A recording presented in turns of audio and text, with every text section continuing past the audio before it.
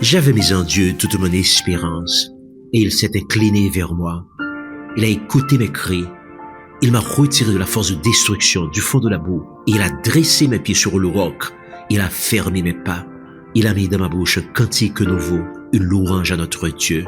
Juge de toute la terre, dispensateur de toute grâce, Dieu de toute bonté, Dieu de toute fidélité, Dieu de toute éternité.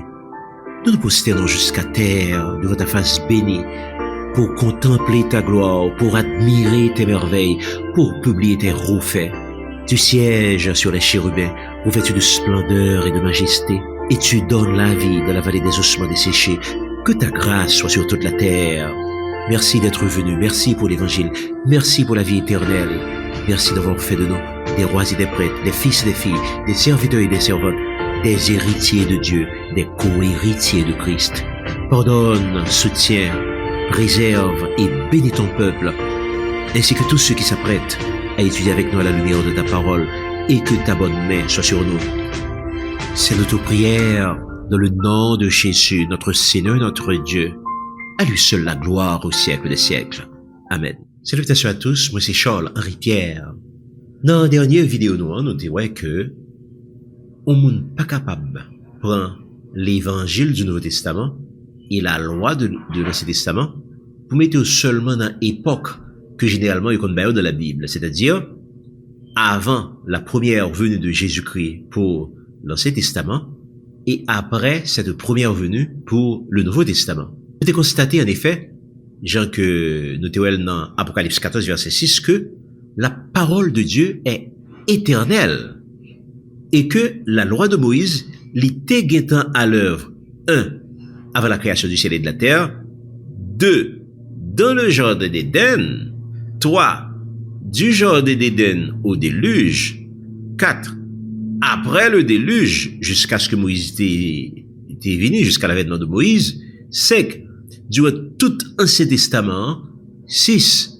J'en étais dans le dernier numéro noir, la parole de Dieu prale aussi à l'œuvre au retour de Jésus-Christ, durant le règne millénaire, jusque dans l'éternité future, où les deux grands commandements demeureront, savoir aimer Dieu et aimer son prochain.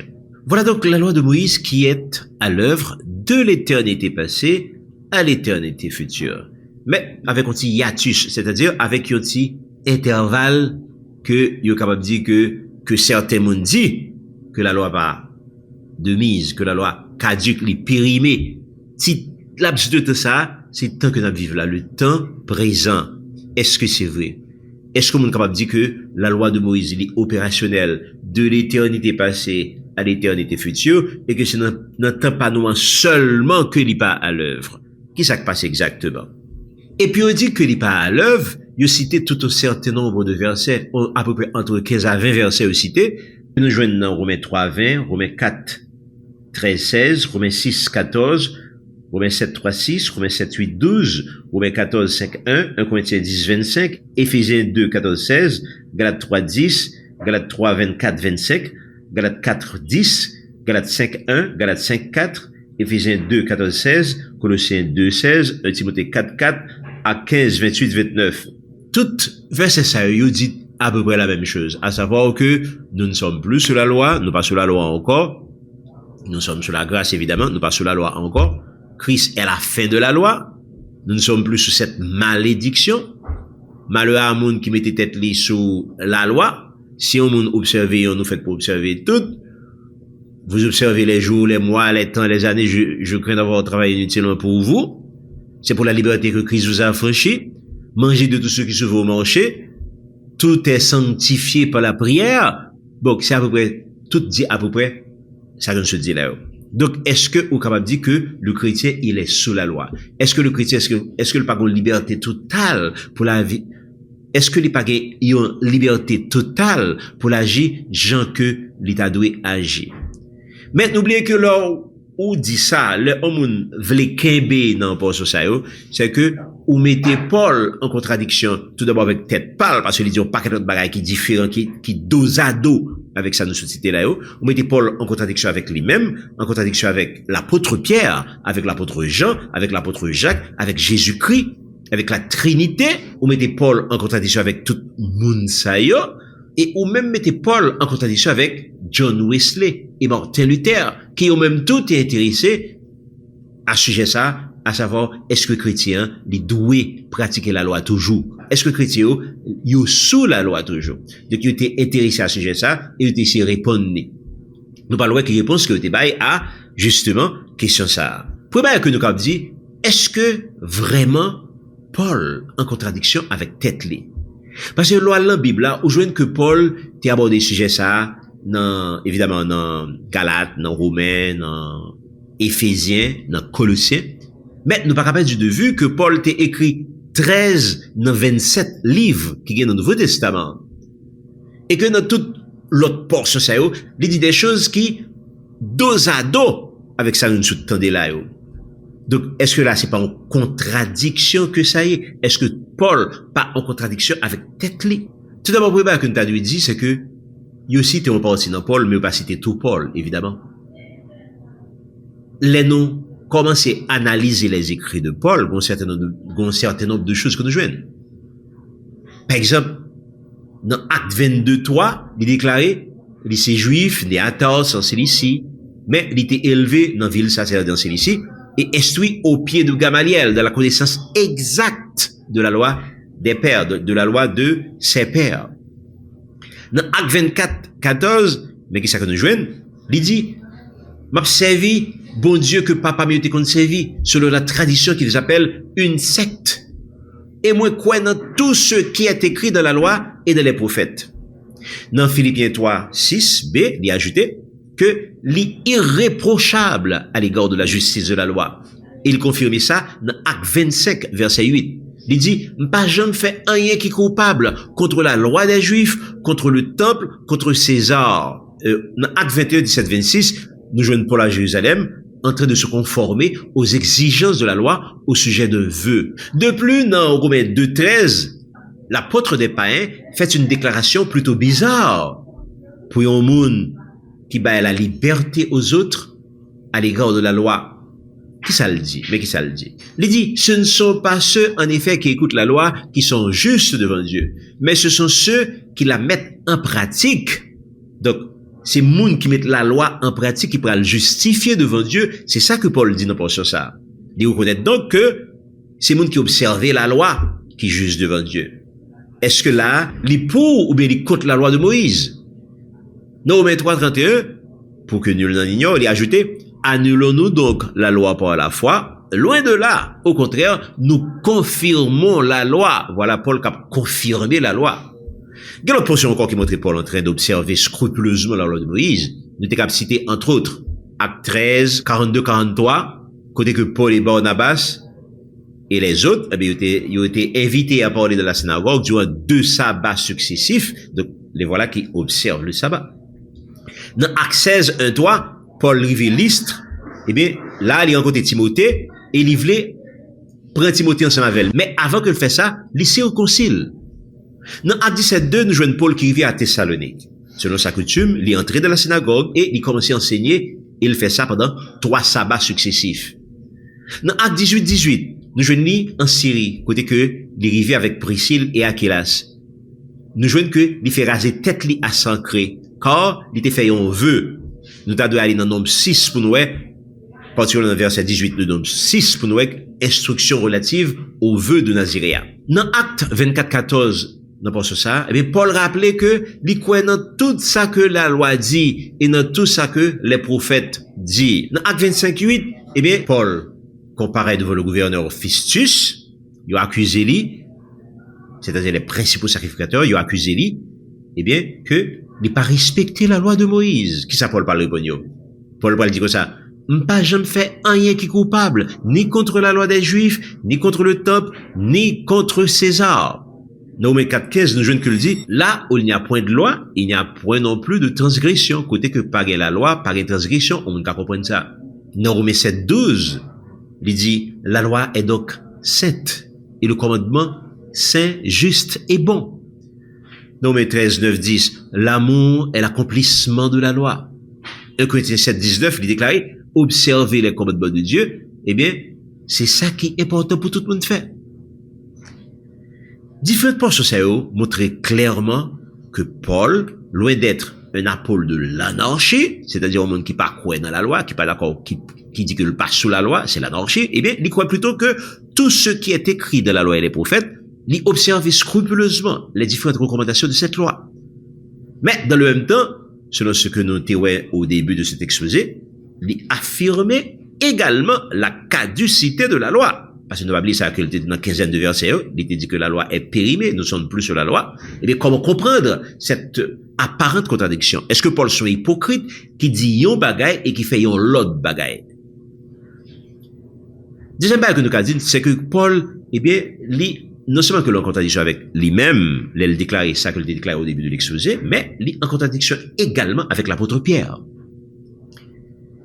Nous songez que lorsque Pierre est arrivé chez Corneille dans Acte 10, verset 9-16, eh bien, dans vision ça, Pierre t'a déclaré que d'observer scrupuleusement ce qui est écrit dans la loi de Moïse, jusque dans ses portions alimentaires, jusque dans ses prescriptions alimentaires.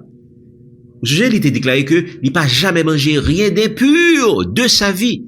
Il t'a dit ça 3 fois pour répondre à cette voix qui t'a demandé pour le prendre, pour le tuer, ensuite pour le manger, des aliments impurs. Il dit, il n'a pas jamais mangé rien qui est impur dans la ville. Ça, c'est Pierre. Mais, paradoxalement, il vient un petit peu à la rescousse de Paul, lorsqu'il déclarait dans 2 Pierre 3,15, que Paul parle souvent de choses difficiles à comprendre.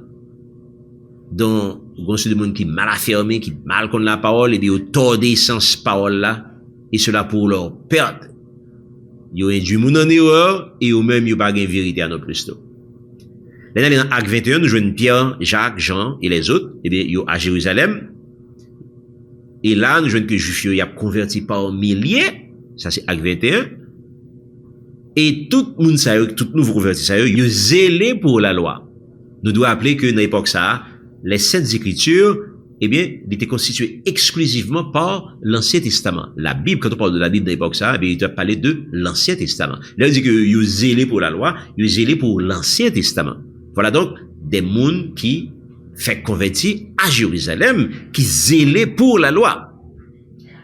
Et nous devons dire que première Bible complète qui parle gain, eh bien, c'est la Bible syriaque qui parle gain ni Ancien ni Nouveau Testament. Bible syriaque a été publiée aux environs de 150 après Jésus-Christ. Vers 200 après Jésus-Christ, on parle gain Bible de Jérôme, la Vulgate, qui lui-même, il parle gain les 2 portions là-dedans, Ancien et Nouveau Testament. Et tous les deux Bibles ça ont montré que durant l'époque apostolique, durant l'époque des pères, eh bien, on a observé la loi correctement. La loi de Moïse correctement. Et Acte 21 ajouté, pendant que Paul pral arriver Jérusalem, et que chrétiens Jérusalem, ils ont presque fait une véritable manifestation contre Paul, tellement ils tendaient parler que Paul, pas d'accord avec la loi, a prêché contre la loi.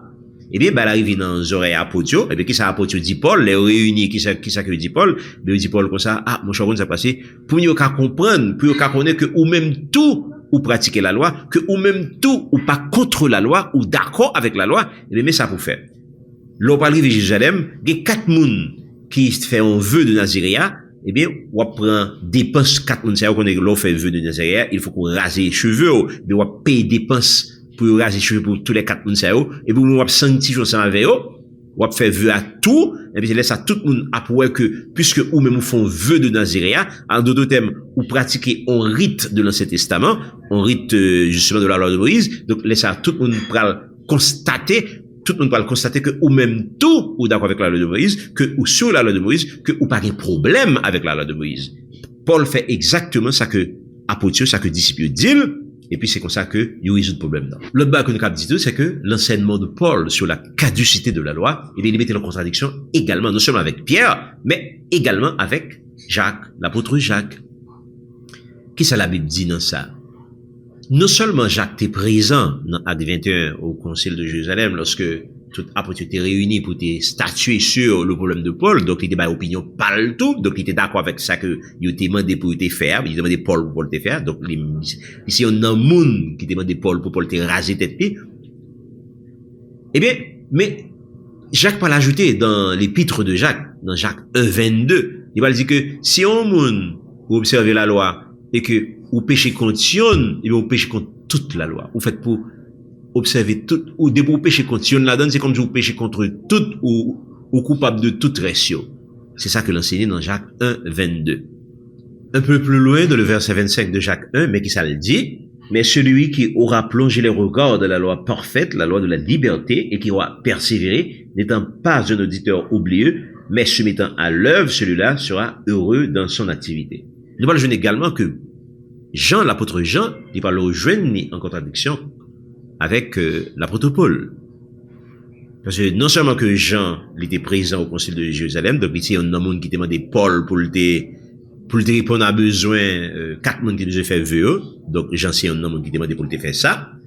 Mais il y a l'autre bail que Jean t'a ajouté tout. Par exemple, dans 1 Jean 5, verset 3, il était dit, l'amour de Dieu consiste à garder ses commandements, et ses commandements ne sont pas pénibles. Or, celui qui a dit, je l'ai connu, et qui ne garde pas ses commandements, est un menteur, et la vérité n'est point en lui. Mais l'amour de Dieu est véritablement parfait en celui qui garde sa parole. Pour cela, nous savons que nous sommes en lui. 1 Jean 2, verset 4-5. Donc, la totalité des apôtres, eh bien, ils ont prêché pour le monde observer la loi, pour garder la parole de Dieu. Et, de ce point de vue, nous avons dit que ils rejoignent en contradiction avec l'apôtre Paul. Maintenant, qu'est-ce que Jésus-Christ dit dans ça? L'important pour nous, c'est ça Seigneur qui positionne face, justement, à ça. D'entrée de jeu, Jésus-Christ répète à différentes reprises, si vous m'aimez, gardez mes commandements. Il est clair sur question ça. Jean 14, 15. Il dit encore, celui qui a mes commandements et qui les garde, c'est celui qui m'aime. Jean 14, 21. Si quelqu'un m'aime, il gardera ma parole. Jean 14, 23. Si vous gardez mes commandements, vous demeurerez dans mon amour. Jean 15, 10. Vous êtes mes amis si vous faites ce que je vous commande. Jean 15, 14. Et vous, pourquoi transgressez-vous le commandement de Dieu au profit de votre tradition? Matthieu 15, 3. Alors, quelle différence y a-t-il entre commandement de Dieu et commandement de Jésus-Christ? Les commandements de Jésus-Christ réfèrent à enseignement que Jésus-Christ baille, que l'a articulé dans le sermon sur la montagne, durant tout son ministère. Mais c'est ça que les commandements de Jésus. Mais attention, Jésus t'a dit également que son enseignement ne vient pas de lui. Son enseignement vient de Dieu. Sa parole vient de Dieu. Il dit ça dans Jean 14. Donc, il y a la prééminence à la parole de Dieu, au commandement de Dieu. Si commandement ça que le mettez devant, Jean 14, 10, Jean 14, 24. Paul t'a averti nous déjà que là où il n'y a point de loi, il n'y a point d'iniquité. Romains 4, 15. Or, Jésus t'a déclaré haut et fort que il n'est pas venu pour abolir la loi et les prophètes, mais il était venu non pour abolir, mais pour accomplir. Matthieu 5, 17. Donc, il était venu pour renforcer la loi, pour établir la relation entre commandement de Dieu et commandement de Christ. Nous devons également rappeler la déclaration suivante de Jésus-Christ, de Matthieu 7. Côté qu'il te dit, c'est pas tout le monde qui dit, Seigneur, Seigneur, qui a rentré dans le royaume des cieux, mais seulement c'est monde qui fait la volonté de mon Père qui est dans les cieux. Donc, monde qui parle rentrer dans le royaume des cieux, monde qui parle rentrer dans la nouvelle Jérusalem, eh bien, c'est pas monde qui dit Seigneur, Seigneur, qui bravo, qui dit moi mon Jésus. Non, non, non. C'est monde qui fait la volonté de mon Père. C'est ça, c'est une déclaration qui est vraiment inquiétante que Jésus-Christ fait là. C'est pas tout le monde qui dit Seigneur, Seigneur, qui rentré dans le royaume des cieux. C'est seulement monde qui fait la volonté de son Père qui est dans les cieux. Ça, c'est Matthieu 7, 21. Et dans verset 23, il va l'ajouter. Seigneur, n'est-ce pas en ton nom que nous t'ai fait toutes sortes de miracles, nous t'ai fait des prodiges, nous fait des choses extraordinaires? Il va répondre, il va dire comme ça. Je ne vous ai jamais connu. Retirez-vous de moi, vous qui commettez l'iniquité. Et pas oublier que l'iniquité, c'est la transgression de la loi. L'iniquité, encore une fois, c'est la transgression de la loi. Le péché est la transgression de la loi. L'iniquité, c'est la transgression de la loi. C'est pas parce que nous fait toutes sortes de choses, nous participer à toutes sortes de cultes, qui fait que c'est à douer nous ciel. Non, point du tout. Chaque fois que vous transgressez la loi de Dieu, eh bien, vous avez un problème avec le Seigneur. Donc, nous avons dit que pour Jésus, l'iniquité n'est ni plus ni moins que transgresser les commandements de Dieu. Transgression qui menait directement à l'enfer. Matthieu 7, 23. Et c'est même commandement qui amène à l'enfer, c'est même même tout qui a la vie éternelle. Au sujet de Matthieu 19, 16, 20, côté que le jeune homme riche là t'a dit, Seigneur, que dois-je faire pour avoir la vie éternelle? Eh bien, Jésus t'a dit, tu connais les commandements. il était allé au échantillon de 5 des 10 commandements pour montrer que il a parlé du décalogue. Si on voulait rentrer dans la vie, on doit observer les commandements. C'est ça le Matthieu 19. Dans Matthieu 15, il va le fustiger les pharisiens du fait que ils transgressaient les commandements de Dieu au profit de la tradition des anciens. Donc Jésus montrait que non seulement qu'il y a respect, mais il demandait pour observer les commandements de Dieu. Il voulait pour observer les commandements de Dieu. Et bien, ça a pile bagage qu'on était capable de dire pour ça. Un pile développement qu'on était capable de dire pour ça. Entre autres, nous sommes capables de montrer comment la totalité des commandements de Moïse, eh bien, ils reprennent dans le Nouveau Testament, parfois sous forme d'enseignement, parfois sous forme de préceptes, parfois directement, mais dans tous les cas, ils toujours reprennent dans le Nouveau Testament. Donc, nous croyons qu'il y a un pile travail pour faire dans ce sens-là, parce qu'il y a trop de monde qui croit que la loi de Moïse est caduque, que les désuète, que les périmée. Donc, nous sommes capables de voir que, non seulement, apôtres, t'es enseigné que la loi, toujours là, que le pas caduque, là, nous disons apôtres, les principaux apôtres. Pierre, Jacques, Jean, Paul, tout. Bon, évidemment, nous concluons pour Paul, mais nous avons dit que Pierre, Jacques, Jean et les autres, mais ils ont enseigné que la loi, toujours là. D'une part, et puis même, ils pratiquaient la loi. Ceci est extrêmement important pour nous dire. Ils pratiquaient scrupuleusement la loi. Ça, c'est les apôtres. Jésus-Christ tout, lui-même tout, il pratiquait la loi et il enseignait pour que, disciples, ils pratiquaient la loi. Et lui-même dit que la loi, est la vie, et que si on ne peut pas pratiquer la loi, il va la mener directement en enfer. Ça, c'est Jésus-Christ. Et même dans les temps modernes, nous avons cité John Wesley et Martin Luther, qui t'ont enseigné que moun qui pas d'accord avec la loi, qui rejetait la loi, eh bien, ils tombé dans une hérésie que est l'antinomianisme. Nous rappelons que le mot hérésie vient du grec hairesis, qui signifie choix. Ça signifie que c'est comme si on dit, oui, vient une table, ou choisit manger qu'on veut, ou choisit quelque manger, puis, oui, une table garnie, ou pas manger toute table garnie, hein, mais on choisit quelques graines bagailles pour manger. Mais c'est pas ça la Bible dit pour ceux qui ont trait à la parole de Dieu. Il te dit, enseignez-leur à observer tout ce que je vous ai prescrit. Les hommes qu'on y a, où ils vivent dans la parole de Dieu, l'Ancien ou le Nouveau Testament, eh bien, ils choisissent seulement quelques portions que lui établit comme important pour lui, ou choisit quelques bagailles qu'on prend, même si choisit à l'ivraie, l'irréel, dans la parole, mais il vient tourner en hérésie pour ça, parce que justement, on paquet l'autre ou pas choisi, mais qui vrai tout. Donc c'est ça que les hérésie. Hérésie signifie que c'est un monde qui choisit ça que le remet, il choisit ça qui bon pour lui, et puis il quitte tout reste, il voit tout reste jeté. Donc c'est ça que les hérésie. Donc on hérésie pas nécessairement on bail qui faux, on bail qui pas vrai, qui pas dans la Bible là qu'on dit qu'on fait passer pour vrai. On hérésie pas nécessairement ça, mais on hérésie capable on bail qui vrai qu'on dit, mais du fait qu'on quitte on paquet l'autre bail qui vrai tout, donc on vient tomber dans hérésie quand même. Donc c'est ce genre d'hérésie que John Wesley et Martin Luther, il est l'antinomianisme. Donc finalement, Paul semblait l'unique apôtre, seul green moon de la Bible, de le Nouveau Testament, qui enseignait pour mettre de côté la loi de Moïse. Mais est-ce que Paul t'a fait ça vraiment? Ou du moins, ça l'a fait, hein? Qui ça l'a fait? Dans qui but il t'a fait? Pour qui raison il t'a fait ça l'a fait? L'important pour nous, font zoom sur Paul. L'important pour nous, comprendre véritablement Paul. Paul, pas veut dire ce inconnu, mais nous avons dit Paul, ce méconnu, au monde qui mal connu. Au monde que, un pilote chrétien pense que vous connaissez, mais en réalité, par contre, Paul.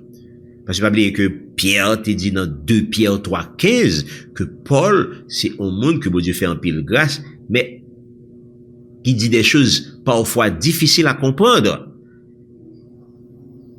Et bagarre ça que le dit qu'on mène un pile monde dans l'erreur. C'est ça que Pierre te dit de Paul. Donc maintenant, qui ça Paul te dit? Effectivement, à l'égard de la loi de Moïse. Donc, est-ce que Paul t'a véritablement annoncé la fin de la loi de Moïse? Pour répondre valablement à cette question, il y a 2 aspects dans la théologie de Paul que est absolument important pour nous maîtriser. Tout d'abord, il y a ce qu'on appelle le concept de la liberté du chrétien et il y a aussi ce qu'on appelle la loi. Qu'est-ce qu'il faut entendre par là? Il convient de noter que la liberté du chrétien a été annoncée depuis l'Ancien Testament, Jérémie 31, 34, Ézéchiel 36. Ensuite, ébauchée par Jésus-Christ lui-même, en plusieurs occasions. Juif était reproché de ce qu'il pris des libertés avec la loi de Moïse. Par exemple, l'époque, il était à l'enjardin, disent au cueilli, bagaille puis au manger.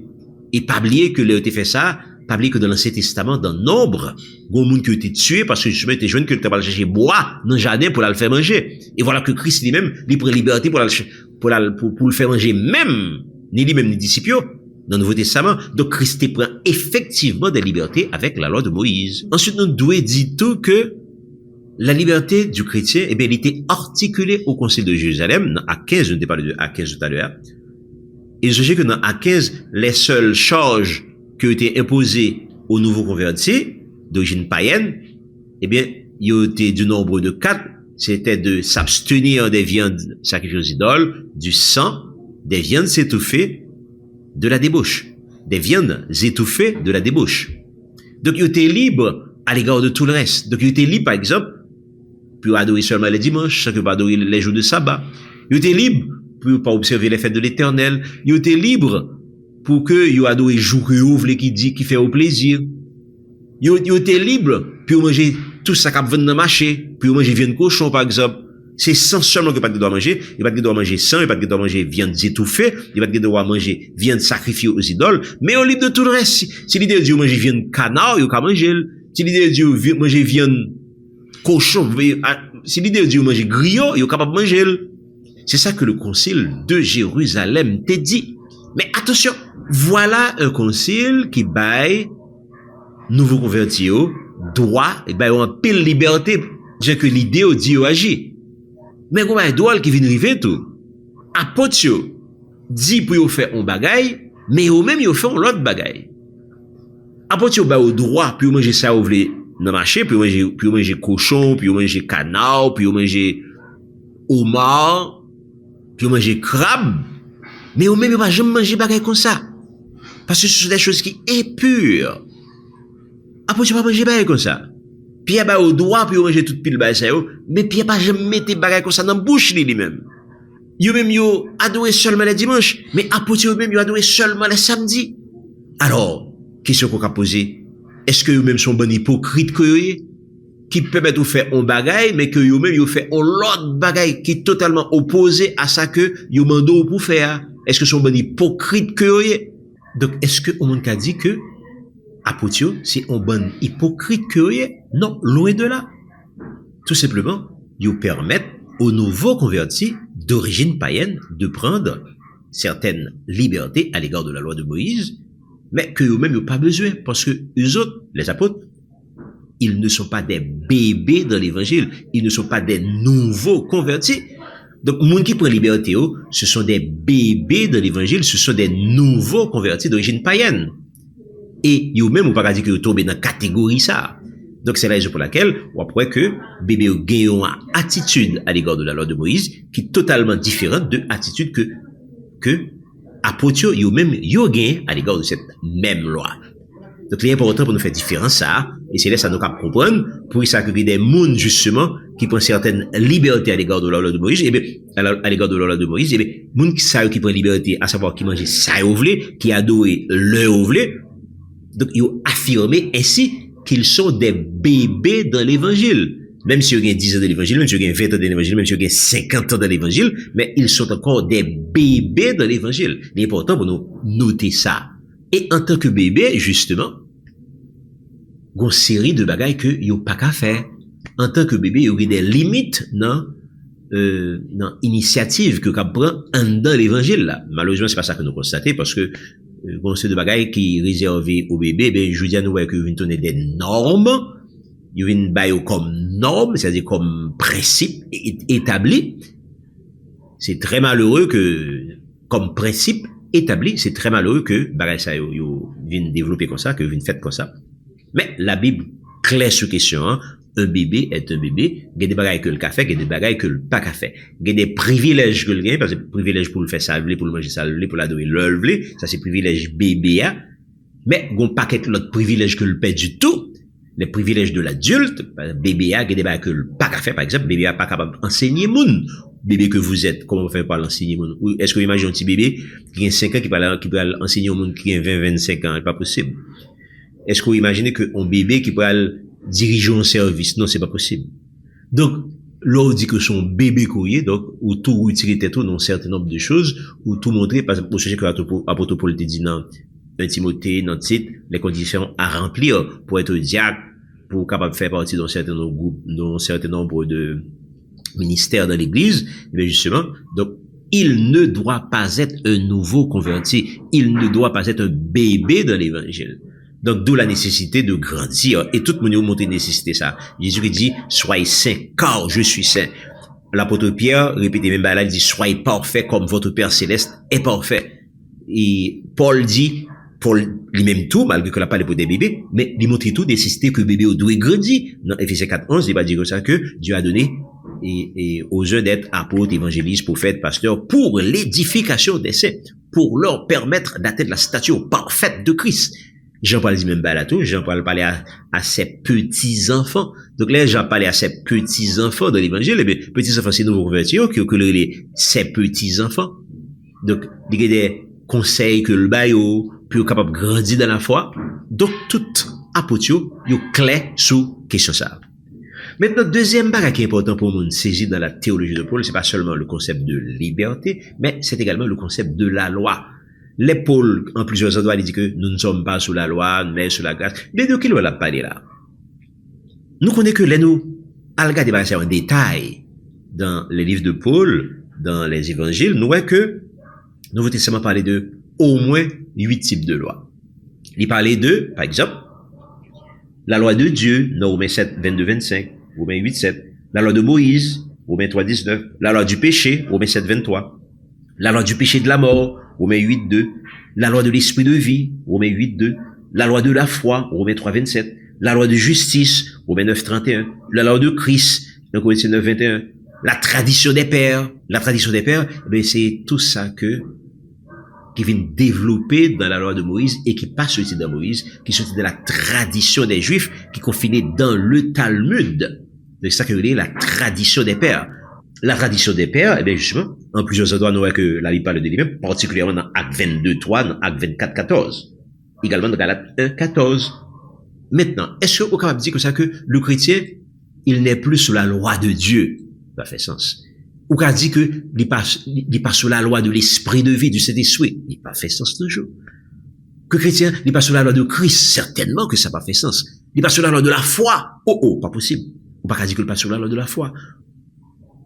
Est-ce qu'il passe sous la loi de justice? Non, pas qu'à dire ça qu'il passe sous la loi de justice. Il n'est pas capable sur la loi de l'injustice. Non. Le chrétien, il est certainement sur la loi de justice. Mais par contre, est-ce qu'on a dit que le chrétien, est-ce que sur la loi du péché? Non, il n'est pas capable sur la loi du péché. Est-ce qu'il est capable sur la loi du péché et de la mort? Non, il n'est pas doué sur la loi du péché et de la mort.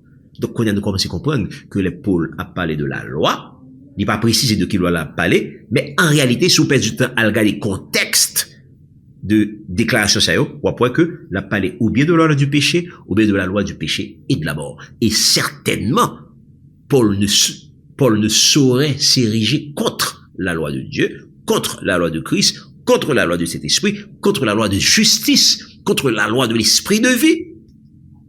Non, il n'est pas capable.